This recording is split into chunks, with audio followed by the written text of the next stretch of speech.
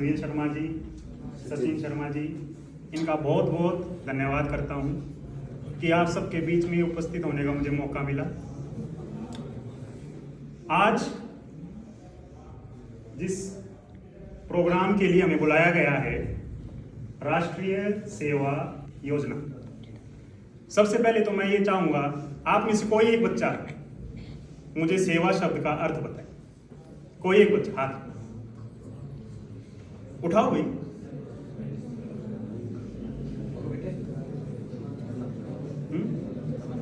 हाँ भाई, क्या नाम है आपका? प्रिंस। सेवा शब्द का अर्थ बताओ। सेवा सेवा शब्द का अर्थ है अपने आप को देश या अपने माता के लिए अपने आप को अपने देश के लिए समर्पित करना। ठीक है, और कोई? आप बताओ, क्या नाम है आपका? बताओ सेवा शब्द का अर्थ। सेवा शब्द का अर्थ है जैसे श्री राम जी, लक्ष्मण जी थे, उन्होंने श्री राम की सेवा करी, उनके सब हर वक्त रहे थे, तो उनका सेवा मतलब अपने बड़ों का आदर करना, अगर अपने देश के प्रति समर्पित करना अपना। बैठ। इन दोनों बच्चों की परिभाषा में एक शब्द कॉमन था, समर्पण।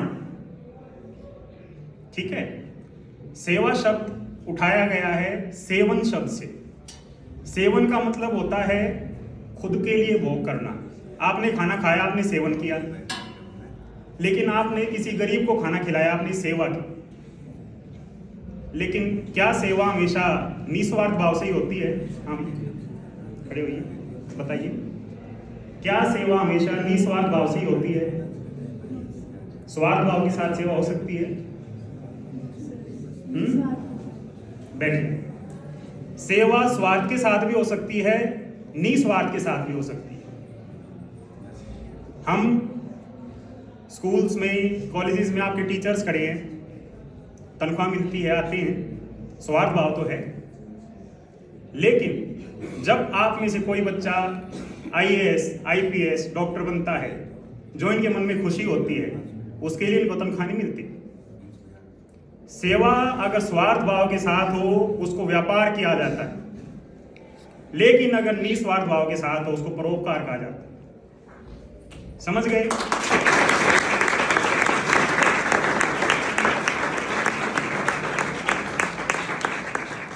आज आप सभी विद्यार्थी यहां बैठे हैं, आप ये सोचते हो कि फिर हम ऐसा क्या करें कि हमारी जो क्रिया है वो सेवा की कैटेगरी में आ जाए।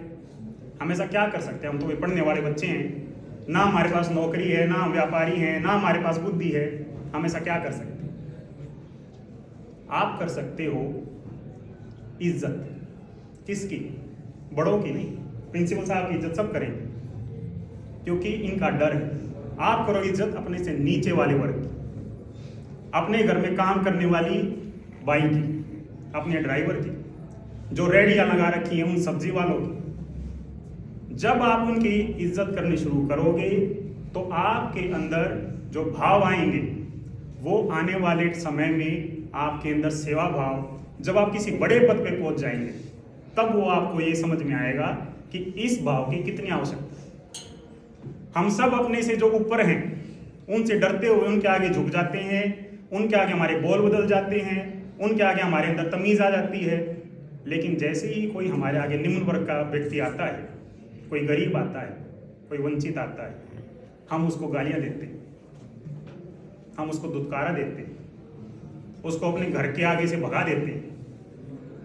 ये सेवा आपको शुरू करनी पड़ेगी। दूसरा, अपने शिक्षकों की इज्जत करो।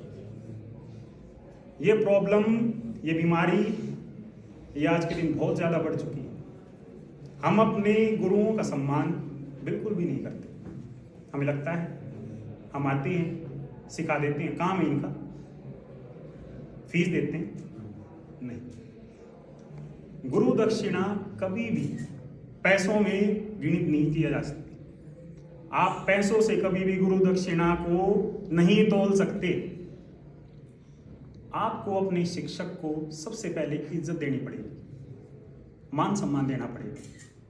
सुनिए, दोहा सुना है कबीर का, गुरु गोविंद दो खड़े काके लागू पाए। सुना है ना? बलिहारी गुरु आपने गोविंद देव। ठीक है, आप इस पर्टिकुलर एज में सिर्फ इतना सीख जाओ कि आपको जितना सम्मान अपने से बड़ों का करना है, उतनी ही दया भाव अपने से नीचे वालों का भी करना है। आपके अंदर सेवा भाव अपने आप आ जाएगा। अगर आपको मैं ये कहूँ कि यहाँ पे किसी ने उल्टी कर दी है, आपका स्कूल है, पोछा लगा दो, आज सफाई वाला नहीं आया है, तो आपके अंदर ये भाव होना चाहिए, यहाँ भी मेरा स्कूल है, गंदगी नहीं रहनी चाहिए। जब तक आपकी ईगो इस लेवल तक नीचे नहीं चली जाएगी, तब तक आपका स्तर इतना ऊपर जाएगा ही नहीं। किसी ने गुलेल से खेला आज तक? कोई बच्चा कोई खेला है? किसी ने धनुष को चलाते हुए देखा किसी को? उसको पहले पीछे खींचा जाता है, तब उसको आगे का वेग मिलता है। ऐसे ही आपको जमीनी स्तर पर ग्राउंडेड होके ऊंचाई पे जाना है। पैर जमीन पे रहें तभी सर आसमान में होगा। आप कौन कौन सी स्ट्रीम के बच्चे बैठे हैं यहाँ पे? Science stream. मेडिकल के बच्चे कौन से हैं? कितना आता है? अरे बहुत बच्चे हैं। नॉन मेडिकल वाले कौन से हैं? ठीक है, आप खड़े हो। आपने मेडिकल लाइन क्यों चूज करी? नाम क्या आपका? मोहित। बताओगे डॉक्टर बन के क्या सोचते हो कि डॉक्टर बन के आप क्या करोगे? मरीजों का इलाज करोगे? बैठो। क्या आपको ये लगता है कि मरीजों का इलाज सिर्फ दवाइयों के ज्ञान से किया जा सकता है? क्या आपको ऐसा लगता है? फिर और कैसे करोगे? मानसिक रूप से। हाँ, मानसिक रूप से कैसे करोगे? मानसिक रूप से कई खड़े होके बार बताओ बेटा, खड़े होके बोलो बेटा, खड़े होके बताओ जिसका बताओ। मैं बताता हूँ बात क्या है। मरीज का इलाज केवल 20% दवाइयों से किया जाता है। 80% मरीज हमारे उस इमोशन से ठीक होता है कि मैंने इसको ठीक करना है, चाहे इसने मेरे को फीस दी हो चाहे ना दी हो, चाहे मेरा दोस्त हो चाहे मेरा दुश्मन हो, चाहे कोई मुख्यमंत्री हो चाहे कोई बिहारी हो। 80% मरीज इस बात से ठीक होता है कि क्या मेरे अंदर उस मरीज के प्रति संवेदना है या नहीं है। आपने सुना है मरीज आता तो डॉक्टर की बातचीत से ही ठीक हो जाता है? किसी ने सुना? समाज में ये बात चलती है। कभी इसके पीछे जाके देखा ऐसा? तो बातचीत में क्या हो जाएगा? मेरी बातचीत करनी फिर तो हम सभी कर लेंगे, किसको नहीं बात करनी आती? नहीं। जो वो तसल्ली के शब्द हम जब मरीज को सुनाते हैं कि भाई तू ठीक है, तेरे दर्द का कारण कुछ भी हो, तू मरेगा नहीं, ये बात सुन के जब मरीज के अंदर तसल्ली आती है, तब वो अपना हाथ हमारे सर पे रखता, वो ताऊ, वो ताई, वो दादा, वो दादी, और वो जो हमें मरीज से मिलता है वो हर प्रकार के फीस से ऊपर। ये भाव आपके अंदर हमेशा रहना चाहिए।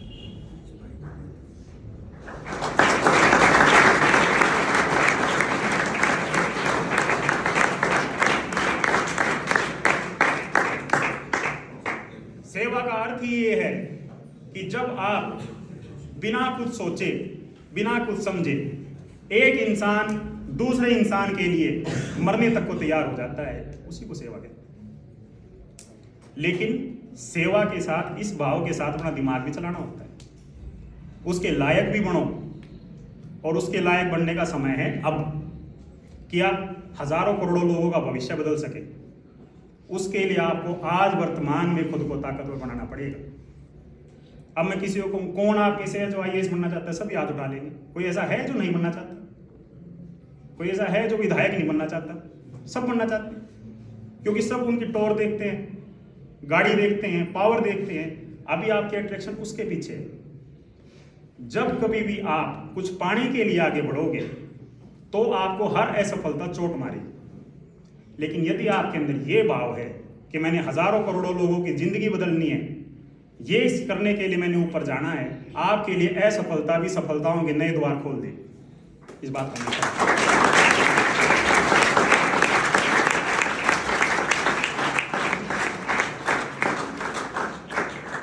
मैं एक दिन, हमारे जो प्रधानमंत्री जी मोदी जी हैं, वो नए नए बच्चे जो IAS IPS बने थे, उनको लेक्चर दे रहे थे।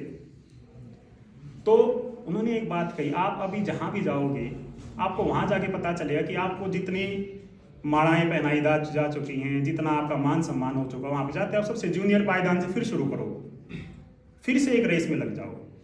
आपको किसी ने बोला होगा 10वीं तक पढ़ लो, फिर मजे ही मजे, बोला होगा। आप 12वीं का नाम ले देंगे, फिर आपके BA BCom MBBS उसका नाम ले देंगे। जब तक आपका दिमाग ज्ञान को लेके एक बोझ मानने की जगह उसको एक अपॉर्चुनिटी मानना ही शुरू कर देगा, उस दिन आपको ये बोझ कभी नहीं लगेगा। उस दिन आपको ये कहेगा यार मैंने तो रुकना ही नहीं, मैंने तो सीखते रहना। ज़्यादातर प्रोफेशनल्स जैसे ही कोर्स ख़त्म होता है अपनी किताबों को ऐसे देखते हैं जैसे यार इसने तो मेरी ज़िंदगी बर्बाद कर रखी थी, बस मेरे को, मैं पास हो गया हूँ, अब मेरे को इनसे कोई लेना देना नहीं। ज्ञान को बोझ मत बनाओ। आपके बस्ते के अंदर किताबों का बोझ बढ़ना चाहिए, उसके साथ साथ दिमाग का बोझ हल्का होना चाहिए। इस बात को विचार रखें। ज्ञान के पीछे भागो, क्योंकि सरस्वती लक्ष्मी माता की छोटी बहन है और वो उसी के पास आती है जो उसको इज्जत प्यार की भावना के साथ उसके साथ रहता है। मार्क्स के लिए मत पढ़ो। अगर किसी को ये लगता है ना मार्क्स से आपके जीवन में कुछ बहुत बड़ा बदलाव आ जाएगा, नहीं आए, बैम निकाल। पढ़ना है तो अपने दिमाग को खोलने के लिए पढ़ो, अपनी इमेजिनेशन को बढ़ाने के लिए करो। आप भविष्य के अंदर कुछ नया करके दिखाएं, आपकी सोच से आगे नए नए अंकुर फूटे। जो रास्ते बन चुके वो तो बन लिए, जो काम मैंने कर दिया आप उससे कुछ अलग करके दिखाएं, तभी तो आपके पैदा होने का कोई महत्व है। तो आज से एक ही बात अपने दिमाग में रखना, ये जो शब्द है ये बहुत भारी शब्द है, सेवा। जैसे जैसे आपका जीवन आगे बढ़ेगा इसके नए नए अर्थ निकलते जाएंगे। आज के दिन ये कह रहे थे बच्चे कि देश के लिए जैसे राम लक्ष्मण ने सेवा की, जैसे आज के दिन कोई अच्छा नेता अभिनेता सेवा करे, क्योंकि अभी आप बच्चे हो, थोड़े और बड़े होगे तब आप सरकारी दफ्तरों में जाएंगे, उनको कहोगे क्या सेवा दे, वो रिश्वत का नाम ले लेंगे। दुकान पे जाओगे कुछ सामान खरीदोगे, क्या सेवा दे, वो व्यापार हो जाएगा। सेवा का अर्थ हमेशा बदलता रहेगा, लेकिन सेवा भाव कभी नहीं बदलता।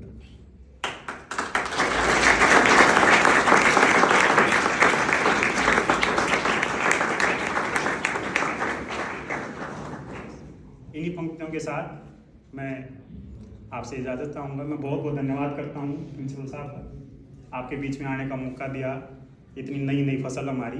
भगवान करे आपका भविष्य बहुत उज्जवल हो, आप लोग आगे बढ़े, और यदि मेरे इन शब्दों से आप में से 1% बच्चों के भी जीवन में अगर कोई असर आ जाता है तो मैं अपना आना यहाँ पे सफल समझूंगा। बहुत बहुत धन्यवाद।